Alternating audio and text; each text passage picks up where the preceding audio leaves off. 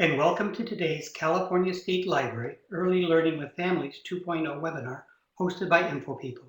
Today's webinar is Promoting Creativity in Childhood, Moving from Why to How, presented by Erica Fortescue. I'm now happy to turn the webinar over to Suzanne Flint, who will introduce our presenter. Hi everyone, and so glad to see so many of you joining us today. I'm so excited that we can bring you this webinar. We've been partnering at the State Library with the Center for Childhood Creativity and think they're just a great organization and have lots of resources that are going to be of interest to all of you out there in library land.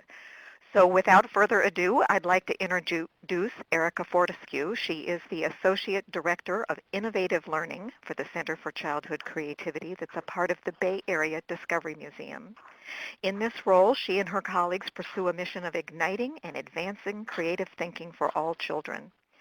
Erica has nearly 20 years of experience directing STEM programs, developing educator training programs, and advising Fortune 100 companies on product and media development. She holds a BA from Brown University and a dual master's degree from Stanford School of Education. And the part I love is that she lives with her husband and 2 kids in Corte Madera, but when she's not at home or at work, we can often find her in her local public library. Erica? Thank you, Suzanne. It's so nice to be on this call. Well, let's jump right in. So I'm in control of my slides, and I'm, let's see, moving this one forward. I'm just getting used to the interface here. Great. So, I was thinking about what we're going to do here today, and it was fun that it's a lunchtime webinar because I thought, wow, we can really approach this like it's just a midday meal. So the agenda for us is going to be that first we're going to have a little appetizer, which will be me giving you some introductions about a little bit about me and my background and a whole lot about the Center for Childhood Creativity and the other kinds of resources that we have available for educators. Then we'll move on to our main course, and the main course today is going to be about 30 minutes worth of talking about the research that surrounds a framework we've designed to articulate tips on how to design learning environments that will support creativity in kids. And I invite you to, and this is going to be a very dense talk, so it's going to be recorded and you can go back and there are many written materials that you can download. That being said, please interrupt on the chat, type in if you have clarifying questions. If what I'm saying as I'm talking about the research is just not making sense, I'd love to provide clarification. If you have the question in your mind, I'm sure other people do too. So don't hesitate to write that in. And then also at the end of the research section, I'm going to pause and do a Q&A in the middle of the webinar because I want to give you the opportunity to ask the questions that emerge while everything is still fresh in your mind. And before we get to dessert. So the dessert today is that I'm going to share with you a few activities that have been selected by a team of library educators that we've had the privilege of working with who have helped us to pick out of our library of about 100 activities that we have that are aligned to research on creative thinking, which ones, in their opinion, really fit well for the library context, are good for drop-in programs and that kind of thing. And at the very end, I'll give you some resources for what to do next if you're so inspired. Okay, moving on. Suzanne, is there anything else I should add to that? No, it sounds fantastic. I can't wait to get through it all. Well, I'm going to be moving fast. Okay, so okay, here's a photo of me. I often think it's funny when I'm on webinars and I can't see the person, so I thought I'd give you a more human picture of me. And I also wanted to provide some actual evidence that I have interacted with children in my life. So these are in fact my boys. I have a 5-year-old and a 9-year-old, and this is a picture of us hiking near the Bay Area Discovery Museum. But I've worked in a lot of different contexts in education, and most of them have been informal. I've worked in elementary school classrooms, but done a whole lot of work in museums and at the intersection of research and trying to figure out what actually works from research and how you put it into practice. So this is a real passion for me, and I'm very excited to do more work with libraries. Now, introducing a bit more about our center. So here's a picture that shows you where I'm sitting right now, and I'm right in the middle of that orange circle, and we actually are tucked away under the Golden Gate Bridge. Many of you may have come to the Bay Area Discovery Museum before. This wonderful institution has been here for approximately 25 years. And it's roughly 3 years ago that the leadership of the museum realized what a huge demand and interest there was for understanding creativity in children, and recognized its role as a leader in the field as an institution that has been delivering programs that promote creativity in kids for such a long time, and thus decided to add a new division to the museum, which is the Center for Childhood Creativity. So we think a lot about how to bring the very best and high quality research from around the world, and especially from around our area, into practical tips for parents, for teachers, for library educators, for museum educators, for anyone who's an adult working with children who wants to know how to effectively promote creativity. That's our goal. So our mission, both for the museum and for the center, is to ignite and advance creative thinking for all children. And I'll pause for a moment to sort of ask the grander question of why on earth do we care about this? And I'll invite you to think about creativity as a critical component of workforce readiness.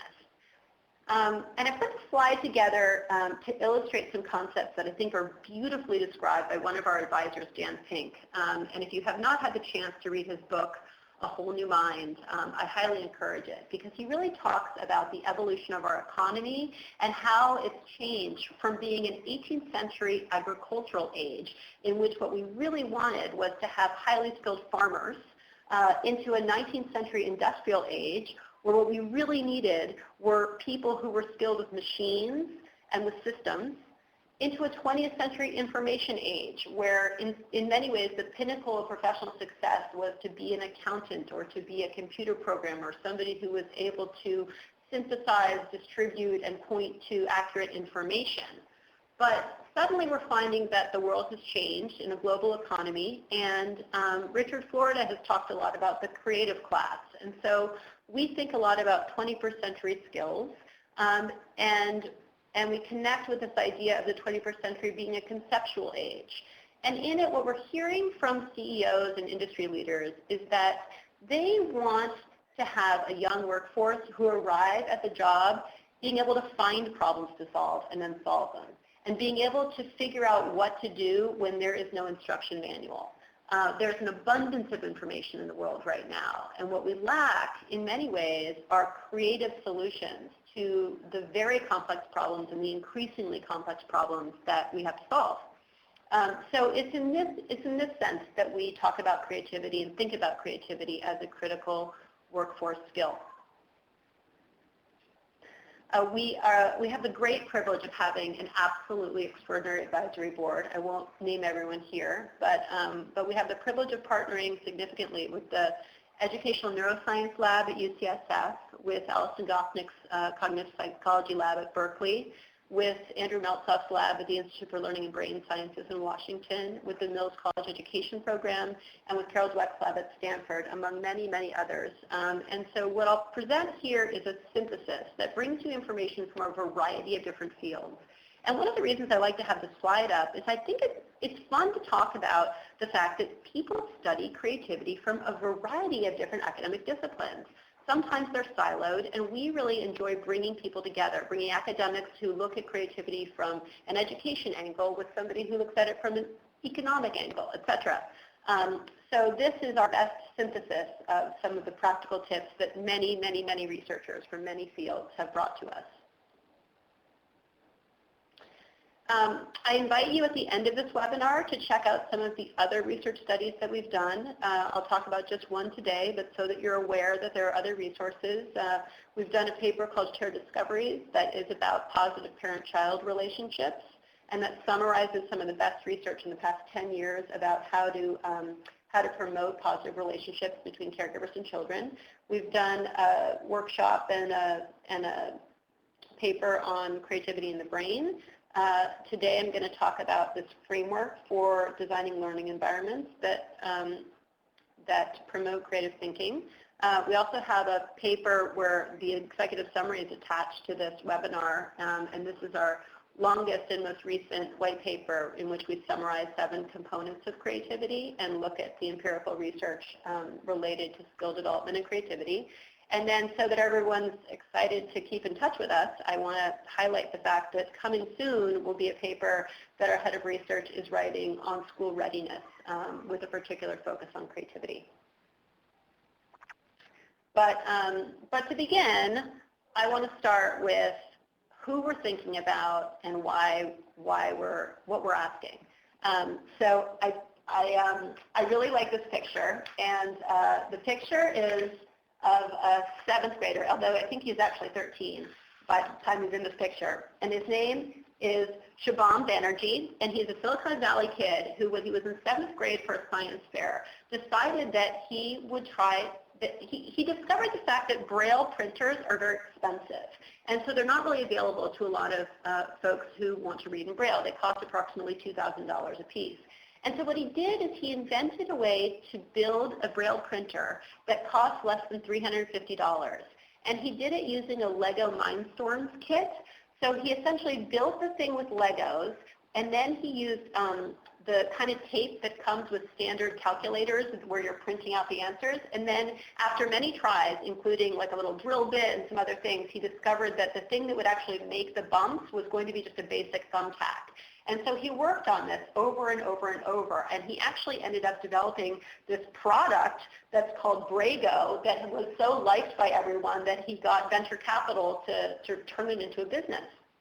Now, of course, this is sort of one of those like wild and crazy stories, right? Like not every kid is like this, but the reason I like to highlight it is I think this is just a great example of the kind of creativity that we're talking about, which is creativity including the arts, but beyond the arts.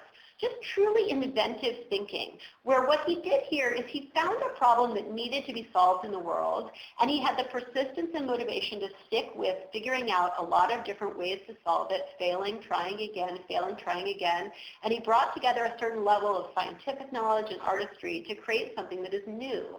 And in Brago, what he did is he made something that does work, that does solve this problem, but it's kind of an unusual and unexpected solution to the problem. So that's what we're talking about when we talk about creativity. And what I'm thinking about in the library context is sort of imagining these much younger kids, just like Shubham, who are hovering about in their libraries, interested in something, and thinking, gosh, what can we do to promote them, to give them the resources and tools that they need to fully express their creativity? So there are 2 key research questions that have been driving us over the past few years here at the center. The first one is, what are the specific skills that contribute to children's creativity? And the second question is, what are the types of learning environments that foster creativity in children?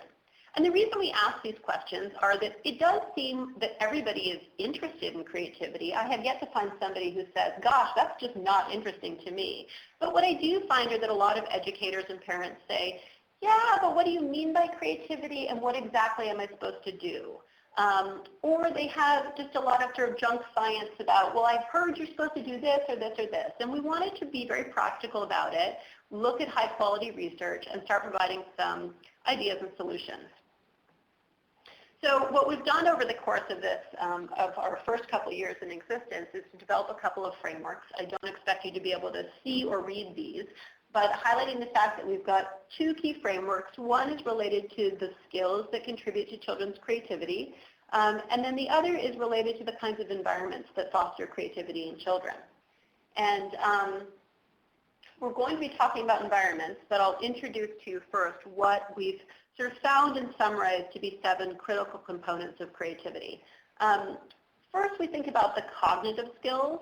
And that includes imagination and originality.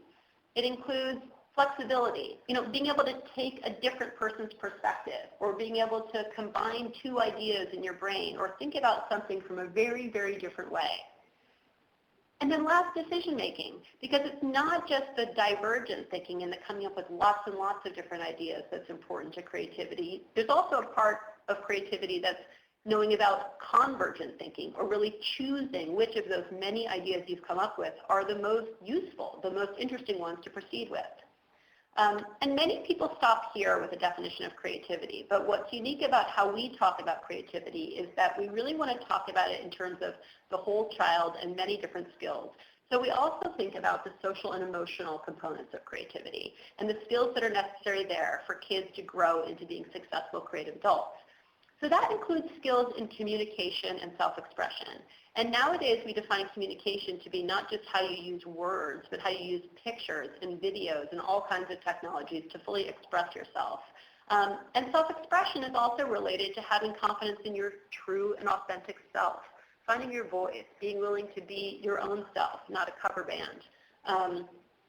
We also talk a lot about motivation, and this comes because we find that there's this persistent myth that everything is going to be easy, this sort of idea like, oh, you just did this brilliant creative thing, but the reality that children need to know is that they must stick with things for a long time, and there's quite a lot of research that shows us that when kids pursue interests for which they have intrinsic motivation or internal motivation, they're much more likely to be creative in those endeavors, and they're also much more likely to stick with it, as opposed to engagements and challenges where there's an extrinsic motivation, where there's a prize or a grade or they're going to get money. Last, we also think about collaboration, because more and more creativity is a group activity. More and more scientific discoveries are being done by groups of scientists who've never even met face-to-face, but who communicate together via internet, and communication means that collaboration and creative collaboration is emergent. And last, we don't want to forget about physical components of creativity, in the sense that action and movement actually are found in some early research that we're seeing to be good prompts for creativity. And we'll talk a little bit more about action movement today. So I wanted to summarize those components to you, and I encourage you to read our full paper. But I'm going to spend the remainder of my time here talking about the research on environments that foster creativity in children. And to do that, I'm going to walk you through an acronym that we've developed to try to make it memorable. So we used CREATE as our overarching acronym. And this is what it stands for. Environments that are child-directed, that are risk-friendly, that are emotionally attuned, that are active, that are time flexible, and that are exploratory. And what I'll do in presenting this to you is, for each one of these, I'm going to give you a quick summary of what it is we mean by that word. I'll give you a little teaser of something about the research or some resource related to it that's interesting. And before I end, I'm going to give you one practical tip that you can walk away with today and put into action in your life, whether it's as a parent or as a library educator or whatever role you play with children, to be able to make a difference in that realm. So child-directed. So what we mean by child-directed activities and child-directed environments is that there's three things. There's choice. Children can choose, and they have some discretion around what they're going to pursue. It's an environment that allows them to pursue their own curiosity, and it's also an environment that helps them to make connections between what they already know and what they'd like to learn, and also helps them to build the neural connections in their brain. So in summary, and I often tell people, these are really not new ideas. These are, a lot of this is really classic constructivist and progressive education ideas that we've been hearing about from Dewey, Piaget, Vygotsky, Bruner, Maria Montessori. But what is new, and what we find particularly fascinating here at the center, is that there's a tremendously emergent body of neurological evidence showing us why this is so powerful. So I have to tell you guys, so this is a picture I love from a study being done in the UK. This baby is 6 months old and is not being harmed in any way. My husband always wants me to tell people that the baby's safe and fine. In fact, probably quite happy, because the baby is being asked to do some engaging activities.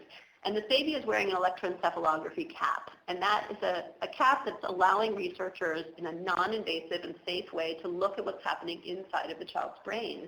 And this type of technology has only existed in the past 10, 15 years. And so every year we're learning a tremendously new amount of information about children and how their brains function.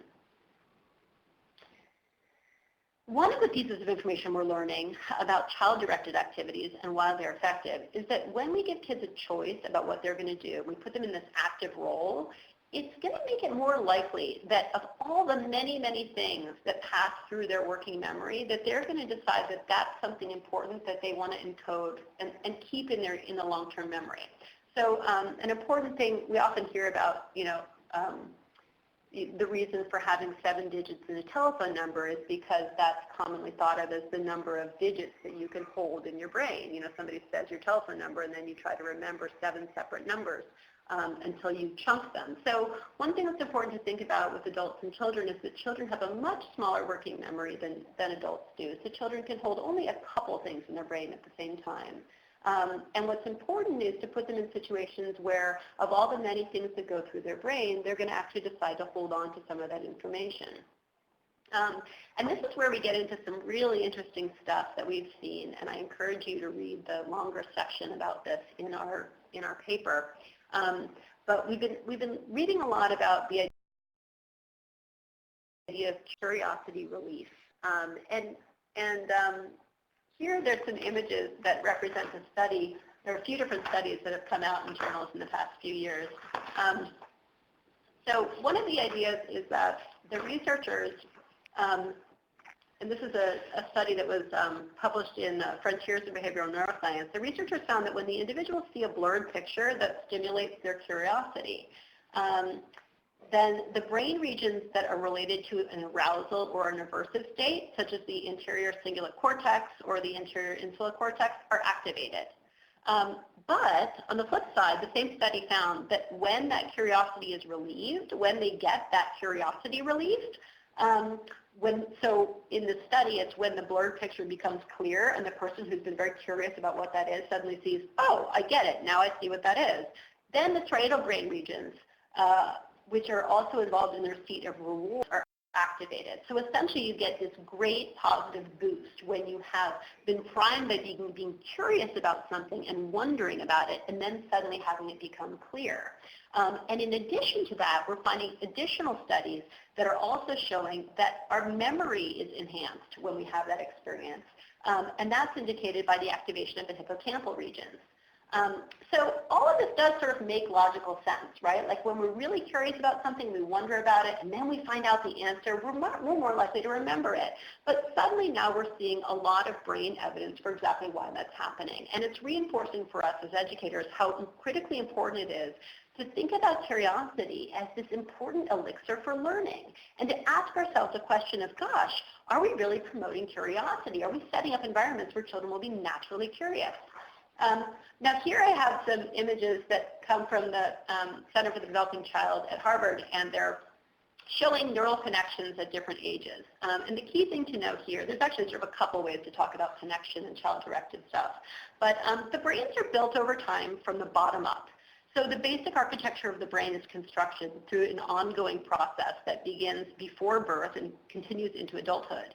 And the early experiences affect the quality of that architecture by establishing either a sturdy or a very fragile foundation for all of the learning, health, and behavior that's going to follow in a child's life.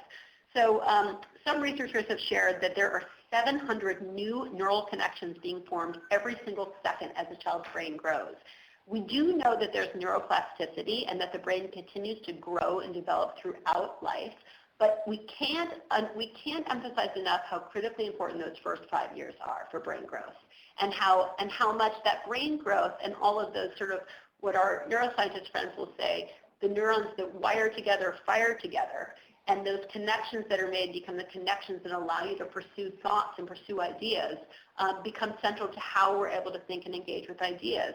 Many, many neural connections are made, and then the ones that don't get used get pruned out. And so that's why, many researchers will talk about the fact that you're born having the capacity to speak any language that is spoken on the entire planet Earth. But you lose that capacity because if you're not practicing those skills, then those neural connections will get pruned. The other thing we're learning from neuroscience is that the search for meaning occurs through pattern recognition, and the brain is continually comparing what it senses in the immediate and then what it already knows. And so as educators, We could increase kids' learning and engagement by always priming them and saying, gosh, well, what do you already know about this topic? And that can help them to essentially retrieve the memories that they've already got in their brain about what they do know, so that whatever new information they learn, they can connect back to that. The other thing, and I'll sort of loop this back to the whole analogy that I started with our meal, is that using analogies can be very powerful. And so that's another way of making connections. This is making a connection between the abstract and the concrete, where you're sort of making a higher level connection, and you're making a metaphorical connection, which can allow kids to be very flexible in their thinking. Now, I spent a lot of time on child-directed. I'm going to go much more quickly through the others, but child-directed is really, really quite central. When we talk about risk-friendly, what we're thinking about this is it's the kind of environment that not only tolerates failure, but it also encourages kids to delve into the unknown and to take chances, right? So 3 points that I'm sharing here on my slide are that we want to encourage kids to try new things. We want to encourage them to take on challenges. And in doing so, we help them to build some resilience and persistence. So the concept here is to help kids understand this. So in this slide, I've done a copy of something that was really popular on the internet a while back and that I was first introduced to in a wonderful lecture by Madeline Levine, who's also written some fantastic books. But you've got on the left a fictional path to success, right? And this is the idea that it's like, oh, you start and then you just directly go forward and then you immediately have success. And I think that this is actually what a lot of children think success looks like. But in contrast, I think wisdom gives us the information that the path to success is probably a lot more like this actual path to success drawing, where, yeah, you have steps back, you get lost along the way, you do something else, you come back. Ultimately, you may have success, but it's not a direct line there. And that's why we get back to this whole idea of risk-taking and encouraging kids to decatastrophize failure. Trying something out and getting a result that wasn't what you expected is not a bad thing. One of our speakers and advisors, Tina Seelig, talks a lot about how as a scientist, for her, that's just data. Whereas as a teacher, she finds that she often judges herself and feels like that's failure. But the willingness to try new things is an important part of discovery. 2 key concepts I'll point on and encourage everybody to look more into. One is design thinking. And here is a map that shows you an illustration done by the K-12 lab at Stanford's Design Thinking Center, where they talk us through, and this is a linear path, but really what's interesting here is the idea of going back and trying again. First, the idea of empathizing, so teaching kids to take somebody else's perspective, then defining the problem, and then ideating, and this is where you generate lots and lots of different ideas, and prototyping, getting into action and trying things out, but then testing it.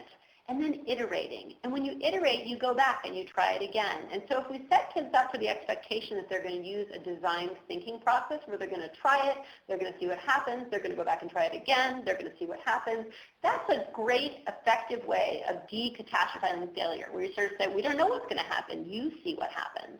Another wonderful researcher and book that I highly recommend is Mindset by Carol Dweck. Carol Dweck is currently at Stanford, and she previously was at Columbia, and she has decades of research that articulate the idea of a growth mindset as opposed to a fixed mindset. And key here is encouraging children to perceive that they're always learning, that their skills can be developed, that they're not born with some sort of fixed amount of intelligence or some sort of fixed amount of artistic skill or athletic skill, that actually practicing more is what has you grow. And she often will encourage us to use the word yet all the time. You know, when children say, I fail, I give up, I fail, I didn't do it right. Well, you just don't know how to do it yet. So highly recommend her book and the whole concept of growth mindset. Moving on to the letter E, we talk about emotionally attuned situations. And I think this is particularly challenging for educators who work in a drop-in context. I know I've been talking with a lot of library educators and museum educators recently who talk about the fact that you just don't know who's going to arrive. You don't know what state they're in. So a summary here is that research shows us that positive emotions increase creativity and increase learning. And this makes logical sense to us, of course, but I think what we're seeing from the neuroscience is that it's even more important than we had previously thought. And how to apply it is we need to mind feelings if we're going to build the mind. Sort of a little clever way of saying this, but I've made a very simple graphic here that really reduces something very basically. But one important thing to think about in terms of how the brain functions is the idea of the amygdala being a gateway to learning. So the amygdala is sort of like the part of your brain that immediately takes in whatever sensory information, whether that's a loud noise or whether it's a funny smell or a good smell, anything that you're sensing, seeing, hearing, whatever, right?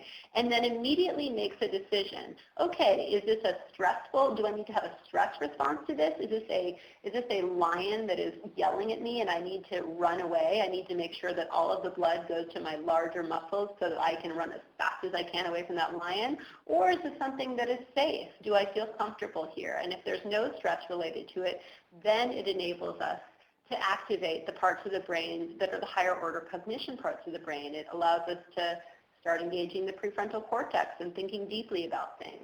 And so if we think about absorbing information with this as our model, it allows us to see how, oh, so if it's a highly stressful situation, the child is essentially not able to process information at a level of complexity. They're not in a state where they're going to be able to create long-term memories and really explore and wonder and be curious. So we have to begin by creating a safe and comfortable environment for kids.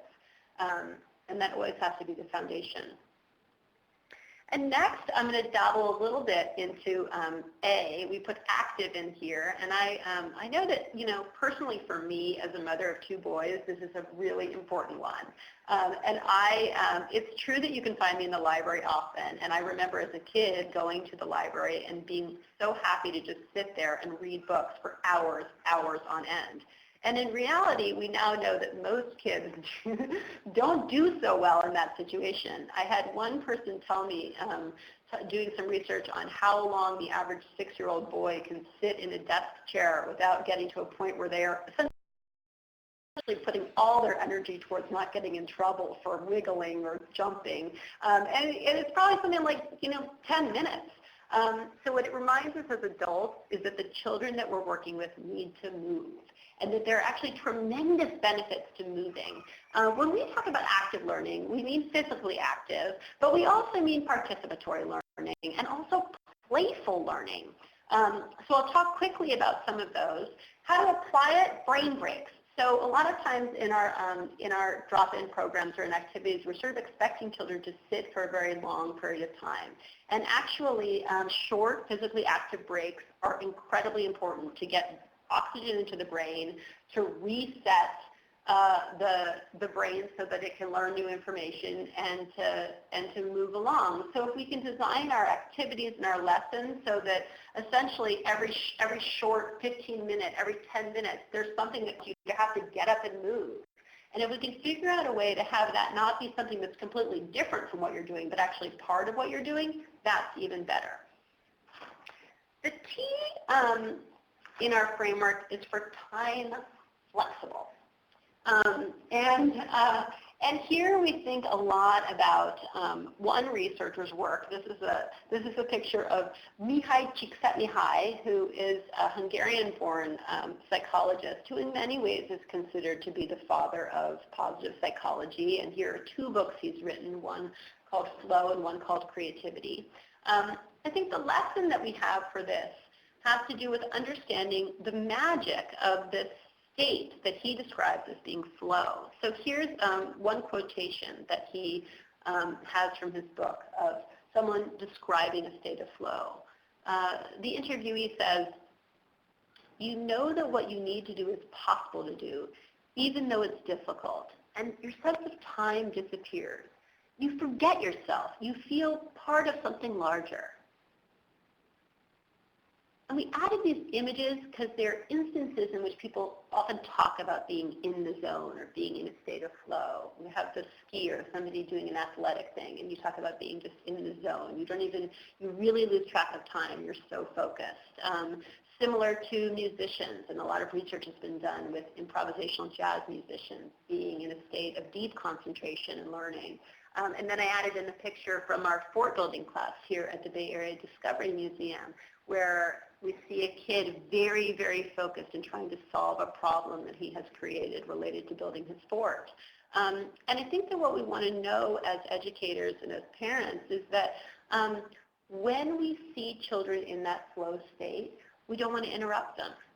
And in fact, many children, I think, go through life with this sort of bell schedule in their daily school experience, where they're constantly interrupted and move from one thing to another. And so one of the things that we tell parents most often here at the museum is, gosh, if you can set yourself up so that you have some flexibility in your schedule, ultimately that will lead to happier kids and to better learning. Because if you can start to, if you're paying attention and you notice that a kid is just deeply immersed and interested in something that they find fascinating, well then it's best to let them stay with that. That's sort of a magic, that's that magical elixir of curiosity where they're deeply engaged and they're primed to retain that information. So if in advance of planning out some kind of activity or something, you can say, okay, I want the best that I can, and it's not always possible, to be able to be time flexible. So I'm going to set myself up here so that I have a way that there can be early finishers and there can be kids who want to come back to this another time.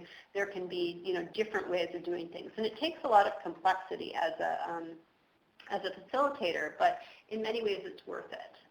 The other thing I think is worth mentioning about time flexible and about this whole concept of flow is this sort of what people will talk about as the Goldilocks effect. People don't want anything that's too easy, and they don't want anything that's too hard.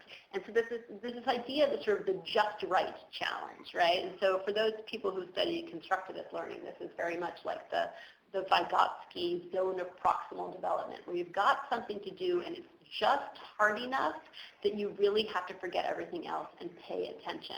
And of course, this is extraordinarily challenging for us when we're dealing with drop-in programs and new visitors. But to the extent that we can set something up in a way that there's sort of a variety of different challenge levels that you could engage with, then we're increasing the likelihood that we're going to set people up for flow. And that deep engagement that's going to lead to sort of great learning and great curiosity. So the last part of our framework is E for exploratory. And really, gosh, this can mean so many different things. But three key concepts that we talk about and think about related to exploratory learning are first the idea of open-ended inquiry and open-ended questions. We also think a lot about divergent thinking. And with divergent thinking, going back to the idea of a creative process often being one where you have generating a lot of different ideas through divergent thinking, and then using some convergent thinking to sort of choose the ones that work. What we hear and see from the way the world is structured today is a lot of parents and teachers telling us that children experience a highly structured environment in school and at home, where there's essentially this metaphor of the bubble test, where there's one right answer, and that's a dominant experience for kids. And so I think that as educators who work outside of school time, it's just increasingly important for us to create these opportunities for kids to practice having ideas, practice having wonderful ideas, and adding to those ideas. And metacognition, this is something that doesn't really develop. Some researchers have shown that there's some evidence of metacognition developing in preschool, but really we see it flourishing more around 9th grade, 10th grade. But this is the ability to think about thinking and think about your own thinking. And we've found that kids who are able to think about their own thinking tend to be very skilled in exploring and generating new ideas. They essentially become able to compare and combine ideas. So looping back to this idea of open-ended inquiry, one very specific recommendation that we offer to everyone we work with is the idea of opening up your questions.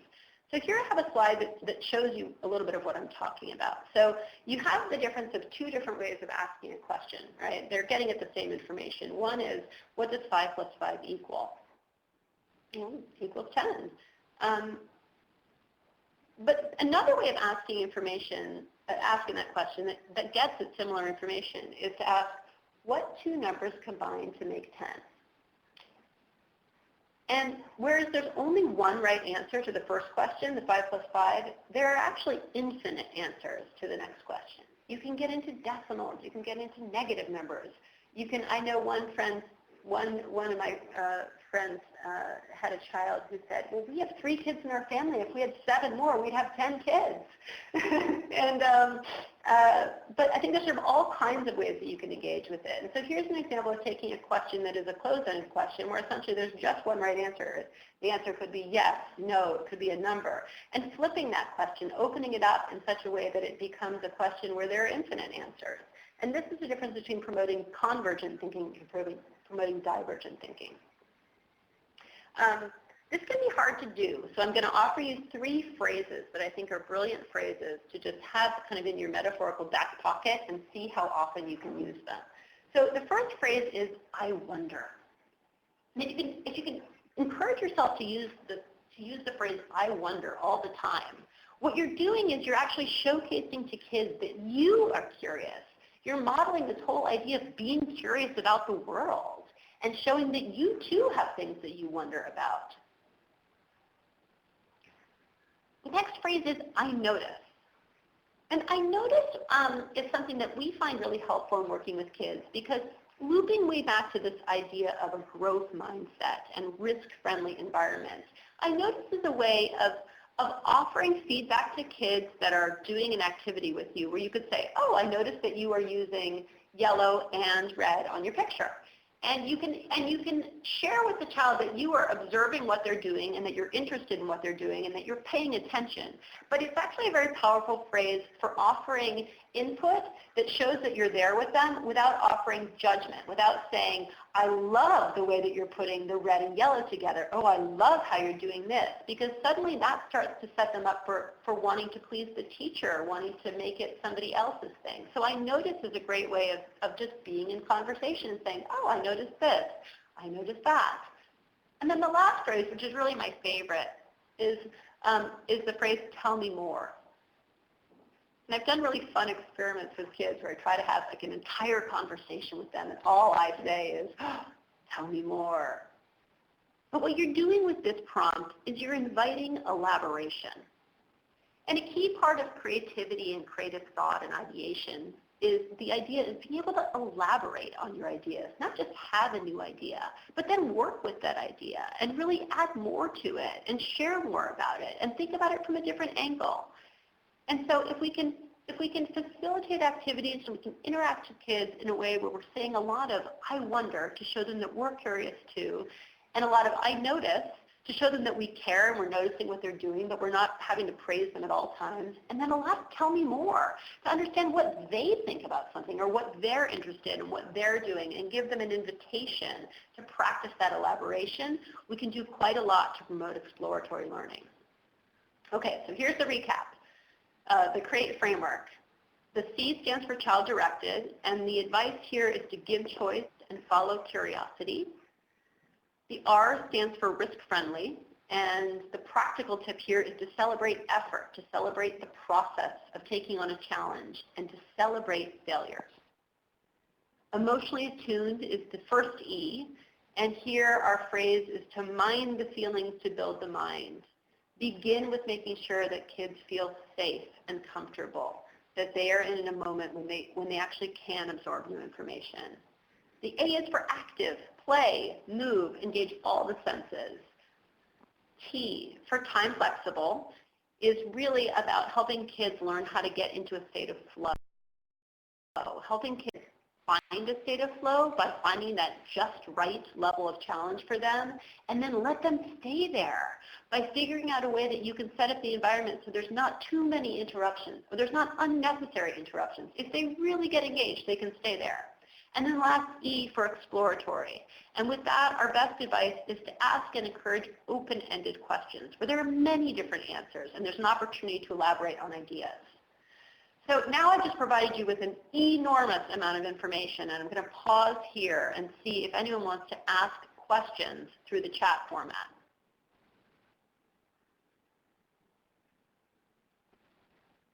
And this is my first moment to really look and see all kinds of things that people are putting in here. I'm loving that somebody put the link to Carol Dweck's TED Talk. Oh, I also absolutely love the Sesame Street song about Yet.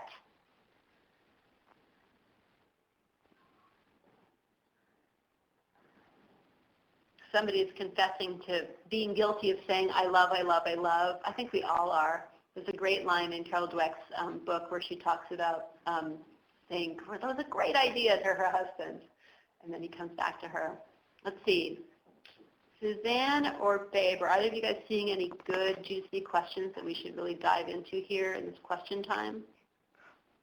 Well, the first person who I think is asking a question that happens a lot in libraries is sort of how to respond and support parents who are looking at a particular activity and worried about how, that they're attached to the outcome or the product.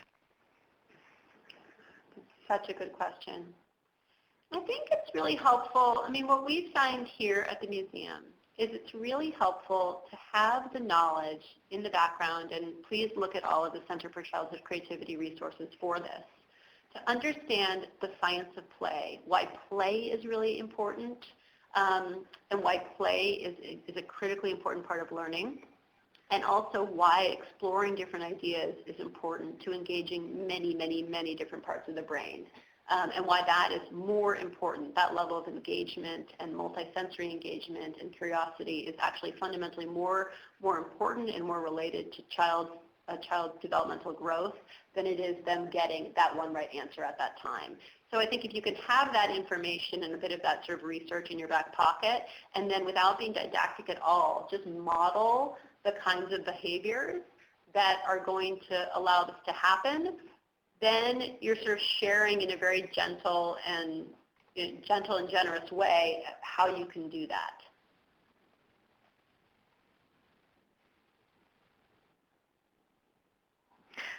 Can you elaborate a little bit about, because I'm sure you have parents who come to the museum who have very high expectations for their kids, and sort of how do you help them sort of let go and immerse themselves into this great environment where you may not get through the whole museum, and if you start to honor the flow and the activities, you may not get through the whole museum. There may not be a finished product at the end. Is there, other than what you've just said about, you have the research and you're modeling it?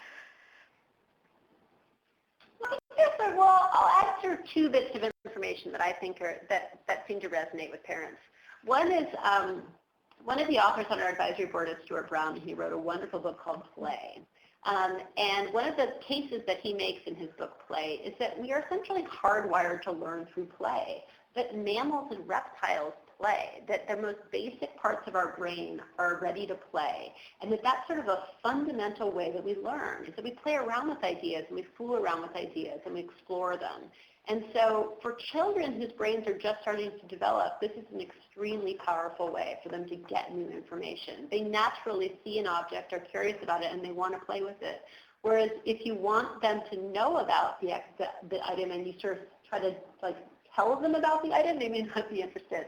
There's a great research study that was done by Elizabeth Bonowitz, where she has served these kids in these two different conditions. One is a condition where she gives kids a toy and she has her research assistant pretend like the research assistant has never seen it before and says, gosh, I just found this toy. Can you help me explore it? And there's actually 4 different things the toy could do. If you pull on different levers, it's sort of one makes a sound and one does something else, right? And so there's just this other condition, this obviously, totally matched control group, where then she calls it the pedagogical condition. And in that condition, her research assistant says, here is my toy, and let me show you how to use it.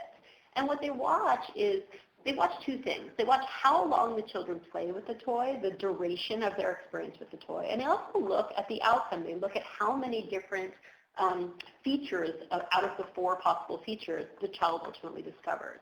And over and over and over again, what they found is that when the child is presented with the toy in an environment where they view that they're in charge, they're exploring, they're playing around with it, they play with it for a longer period of time, and they also discover more about it. So I think that little Bonowitz study is a nice way of explaining that actually there's a lot of power in allowing kids to explore something without necessarily giving them the instructions and being okay with whatever it is that they come up with. That's great. People are also, there's another question here about length of programming and what you recommend. 30-minute programs, is there a way to implement these into story times and lap times that traditionally just run 15 to 30 minutes? Yeah, in fact, depending on the age, you may want to break it up into lots of different parts. One of the things that I'm hearing from the library educators that we're working with is that a great challenge is often that people don't necessarily tend to show up exactly on time for library programs. And so it's leaving me inspired by many library educators that I know who do a lot of stations and have a lot of different things that you could jump in and do so that the time is broken up into different little bits. Many of the activities that I'm going to present next actually can be done in very short periods of time. So, I think I'll go ahead and probably jump into those because I want to make sure to touch on them before we end, and also mention that we'll sort of send more things out. But I do think that use of time and having lots of different little bits of time, and things can be optional. It can be like, oh, well, if you want to stay and keep working on that, you can. Or if you're ready to do something else, here's this other thing. So here's a little summary slide about some of the things that we've heard in many conversations that we had with library educators. One was that there's a lot of space and volume constraints that people have.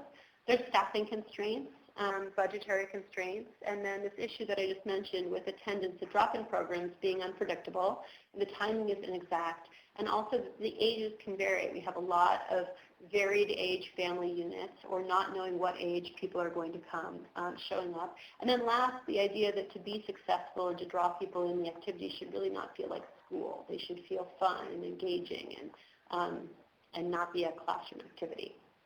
So our greatest advice, sort of listening to this and responding, is the importance of emphasizing the whole learning process over the end product. I think that is a change that is actually really hard to make in practice, but it's a great thing to aspire to. So I think you sort of think about in your own practice, gosh, what can I do differently so that I can be emphasizing the whole process of learning and the process of discovery over the end product. And then shifting your language to using some of those open-ended prompts so that you're allowing the children and the learners to be more in a driver's seat when they're exploring things and when they're doing things at the library. They'll probably experience a higher level of engagement and enjoyment, and so be more likely to come back, and they'll probably learn more. And then in terms of choosing activities, choosing them for their playfulness and for their tinkerability. I would say, look at an activity you're doing and ask yourself, gosh, does it allow the children that are doing it or the parents that are doing it or whatever to choose to be curious and to lead?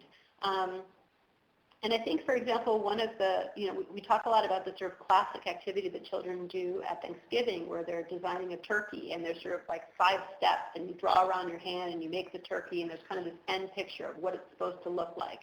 And I think that for me is what I would challenge people to try not to do, right? So think about, gosh, are my activities, even if you're doing maker stuff, which is so popular and wonderful and fantastic, one of my favorite signs that I've ever seen in a maker studio was this great sign hanging up that said, what will you make today? Because that's the fundamental question, is figuring out what do you want to make today, and do you know how to do that? And if not, let me help you figure out exactly what it is you want to do and how you're going to get there, rather than kind of a cookbook instructions, we're going to do these steps in a row, and you either get it right or you get it not quite right. That's the experience a lot of kids are having in school, and they're looking for something different when they go to do things outside of school. So the first activity that I'll touch on, you can download, and what you have in the downloads here are very detailed facilitator instructions. This is sort of a quick summary. Here's an activity we love called the Animal Remix. It's great because you can do it with kids of all different ages and with parents.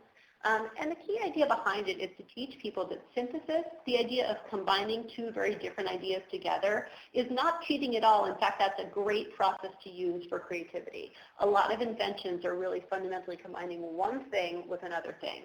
And so we started off by imagining a new animal and trying to go more deeply into our imaginations about what that animal does, what that animal is meant. And so what you have in the activity, just in case you don't have a lot of magazines that you could cut up that have animals in them, are a bunch of photocopiable masters of animals. We have a front and a back. And so one way we do this is we cut them up into different parts, and we ask kids to mix them up and work as a team to come up with a combined animal.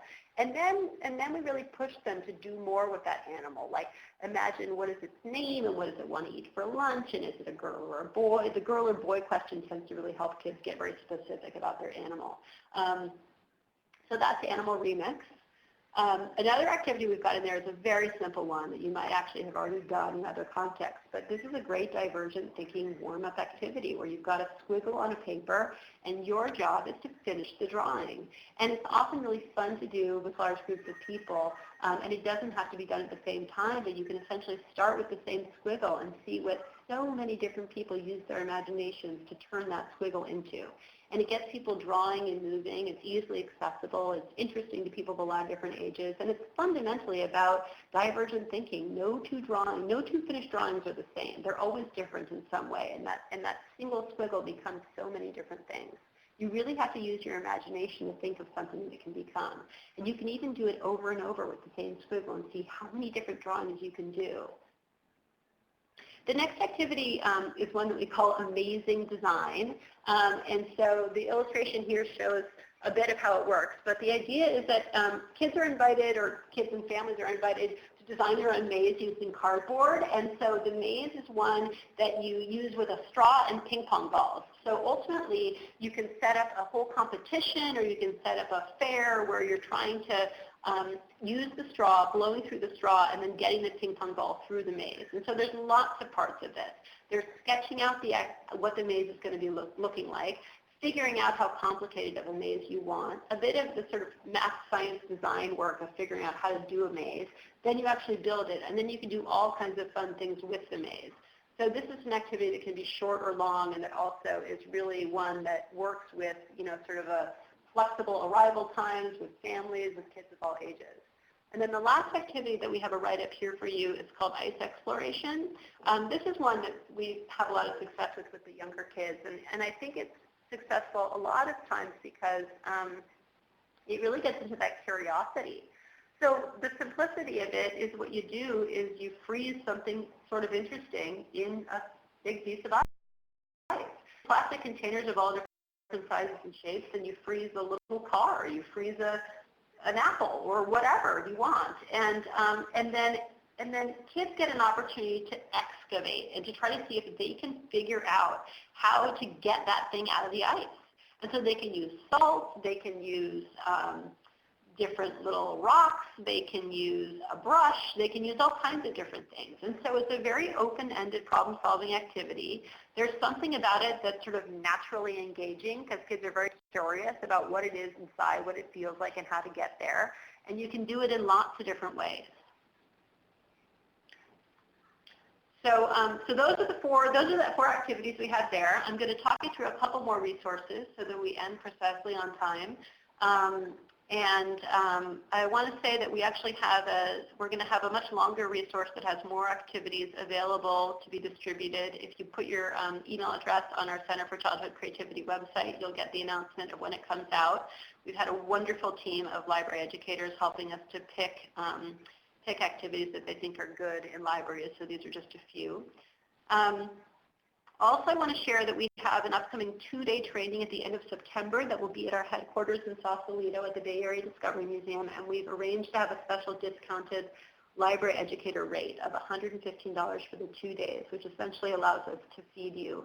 And we've been able to get some wonderful grant funding to make this possible. So I highly encourage anybody who's engaged and interested in this topic to find a way to get to us and come participate in that. We'll do 2 full days of talking more deeply about both these 7 components of creativity, about the framework for designing learning environments, and lots and lots and lots of practice doing these activities. We also actually have, the other thing that's cool about the training is that we have our friends from the Neuroscience Research Lab coming to help do a Q&A and do a talk with us. Here are a few resources that are available now. So they're there and available for download. You've got the executive summary here attached to this webinar, but you also can go to our website and download a full 65-page paper on that is about components of creativity. We've also got our framework here where I have some notes written that summarize the child-directed, the CREATE framework. And I think this actually, going back to that one question about how to talk to parents, this I think does serve as a very good kind of cheat sheet for talking to parents or even just give to parents if you're looking for some information.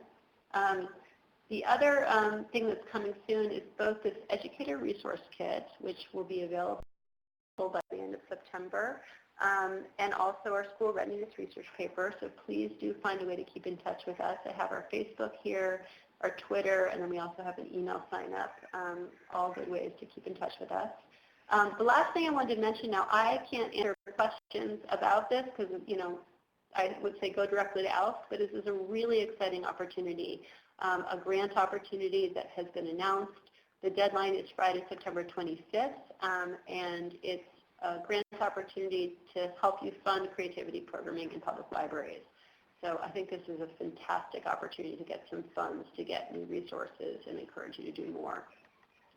And Angela Hubbard is the program officer who is handling this, and she just wrote on our chat that people can be free to contact her directly if they have questions, and she put her email address and her phone number. So thank you, Angela. That is great. I'm hoping that we can get many, many, many people interested in this opportunity, because my vision is that at the end of this, my gosh, we're going to have so many great exemplars of people promoting creativity in libraries.